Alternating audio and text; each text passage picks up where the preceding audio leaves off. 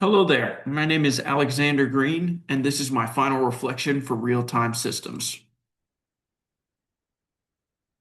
For the technical insight, I think the most fundamental aspect of real-time systems is analyzing a problem and building a solution. And this course gave me a very structured way to do both of those. Before the course, I had never had any exposure to real-time guarantees. This idea that some deadlines are absolute while others can be more flexible is brand new to me.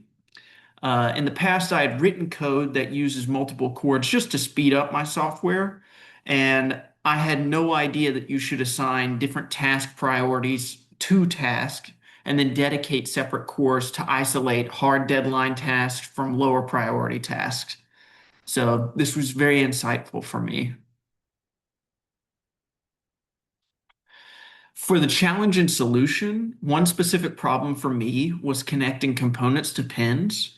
My first strategy was to look up ESP32 online documentation to try and find a section that described the different use of pins, specifically like looking at the difference between GPIO pins or voltage pins or ground pins, which I had a basic understanding, but I was very concerned whenever starting a project.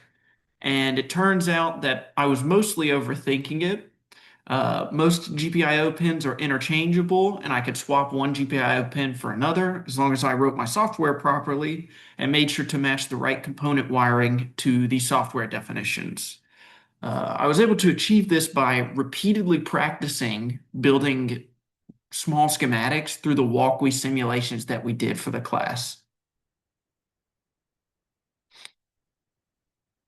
For real world application, ironically, the GitHub Pages lessons were super insightful. And I think that that's probably going to be the biggest takeaway that I have as far as real world applications. I'm a computer engineer, and I have a lot of software projects that I have already completed and future projects that I plan to complete. But most of my repos were really sloppy, and they didn't have very good readmes if they even had one. Because of the lessons that we had throughout this course, I've already started the process of going through each of my repos, reorganizing the code, and generating a README. To achieve this, I've created a standard README template and a pipeline that I go through with all my repos in order to have AI kind of fill out the basics for my README template.